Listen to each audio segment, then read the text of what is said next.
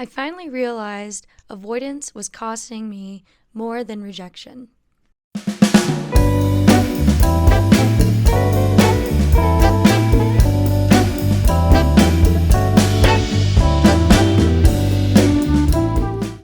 On this week's episode, I'll be talking about how I finally applied to the gigs I've been avoiding. Honestly, this year has been teaching me so much, and it's only January. And I'm probably filming this in January, but whatever. But I'm learning as I grow older. And maybe it's because my brain is fully developed or is developing 100% now. But I'm finally getting over my fears of things that I normally would just put off and just say that it's me. That's just how I am. For example, I don't want to apply to these things because I don't know if I'm going to get it. And that, for me, has really stopped me from reaping any benefits because I've heard once, a closed mouth doesn't get fed. And that can be applied in different ways. And in my way, and how I'm using it is I'm applying to the things that I may or may not qualify for in the modeling world.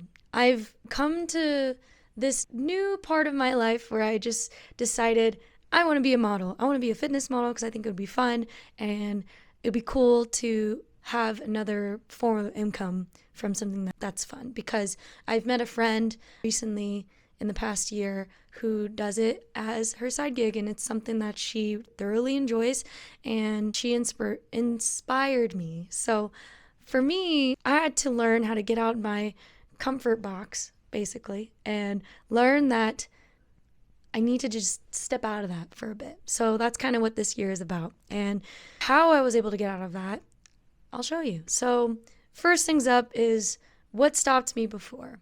Well, clearly it was being afraid of failure, of not getting anything, being rejected. And I feel like that can apply to anyone currently that's trying to apply for a job and not getting it or getting ghosted or whatever, and getting the email, sorry, unfortunately, you did not, whatever. So I was afraid of that because I was insecure about not being good enough, and that kind of stems into the perfectionist mindset. And I didn't want anything to do with it because I was like, if I just don't apply, then I don't get rejected and I don't feel bad about myself. So clearly that doesn't get me anywhere because then I'm still in the same place and not getting any jobs or modeling gigs.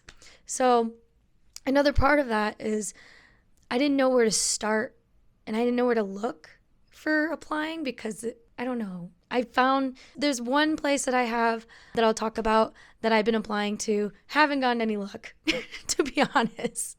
So I might have to change my trajectory or just do something different. But I don't know where to start. And obviously I could just ask around and I can just join Facebook groups or whatever and go that route.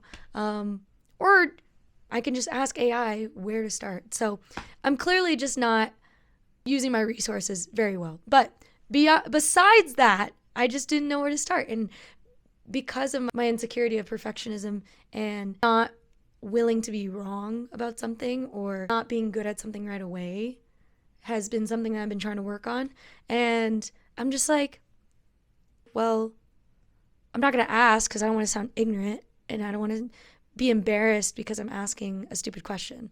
Get over it. You know what? Just get over. I'm talking to myself. I'm not talking to you. I'm talking to myself. Just get over it, Serena, because clearly you just staying in the same place, wondering why or what is going wrong and why you can't find or why you can't get these gigs is because you're not moving. You're not changing. You're not doing anything different. And that's why you're staying the same. So learning that and understanding that even if I apply to something, whether I'm good at it or not, I'm still learning and I'm still getting the experience that I need, and it'll help me in the long run. Because if I wait 6 months because I'm stubborn and don't want to ask questions and I don't apply to something because I'm tired or because I'm embarrassed or because I feel bad because someone said no to me for the first time or the 100th time, I'm sure someone out there has gotten more no's than me, and obviously I won't know. There's no way to track. I won't ever know if that'll ever be a thing. So I might as well try and apply to something and just see what happens. Really, I don't lose anything from applying. I don't know why I was so scared. I don't lose anything from applying. I have a job outside of this weird, I don't want to say dream, but just something that's on for me. I should just apply because I think it's fun. It's part of the fun. And I need to learn how to enjoy the fun and the process for the fun. Done with that. Topic number 2, behind the scenes of applying. Well, lately, which I haven't been successful in, but lately I've been applying to this website called unrepped.io, and I made a whole portfolio, whatever. I got my modeling photos. That was the first step, getting modeling photos. I got that, built a portfolio because I knew that people make portfolios. So I made that on Canva. And then I've been seeing a bunch of like Instagram modeling gigs, ads, and just saying, email this person if you are wanting to do this gig. Or I looked at my email and I found a gig on an email newsletter that I didn't even think it would be on there. And then now, like I said before, just talking about Facebook modeling groups, and people will just post on there because a friend of mine, the one that helped take my modeling portfolio photos or modeling photos, I'll add her handle here because she's awesome. Her name's Tiffany. She does great portfolio and model shots. That she told me that in Facebook there was a gig and I applied to it. Didn't get it, but it's worth a try. And honestly, it's easier than you think, but it's also hard because you don't know what people want, especially if you're a beginner. I'm a beginner. I'm talking like I'm not a beginner. But so just showing you around what I've been doing, and then basically go on this app and then I look at whatever jobs are open and then I just apply. And then you're supposed to add, for the unrepped gigs, you're supposed to add a little blurb about yourself and why you're a good fit. I honestly use ChatGPT. I'm sure that's probably not the best. Who cares? I don't know what they want, so I'll just type something up and just say, help me pinpoint these things about myself, and then hopefully that gets me the job. So far, it hasn't gotten me the job, so we'll see what happens. But recently, breaking news, I applied to a one-off job from this email chain about women's soccer industry jobs. And they had something pop up and I applied to it because I was like, you know what, forget it. I'm just going to apply. And I knew it was going to be in another state and I would have to go there. And I did research. I did look up a flight to see how much it would cost. Didn't cost that much. And I was like, you know what?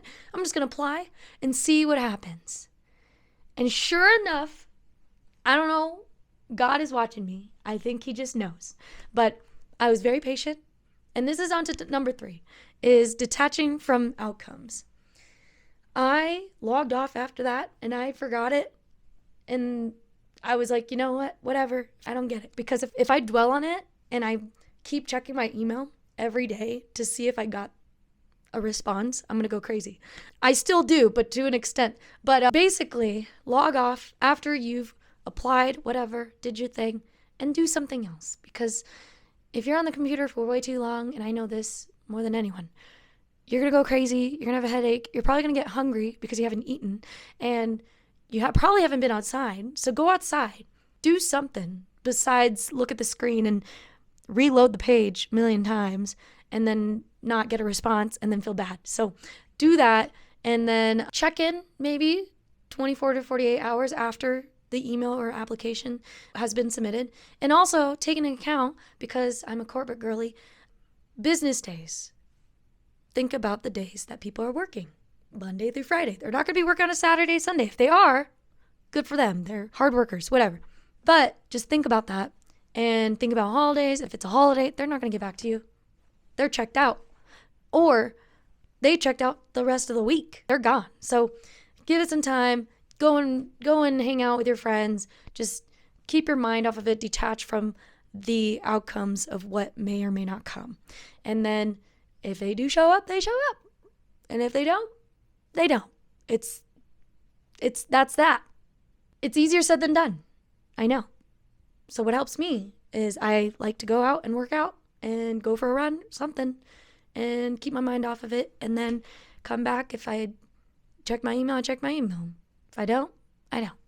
Honestly, that concludes my video. thank you for watching this episode. If you'd like to watch for more, this is my Discomfort series. Thanks for watching, and like and subscribe for more. Thanks. Bye.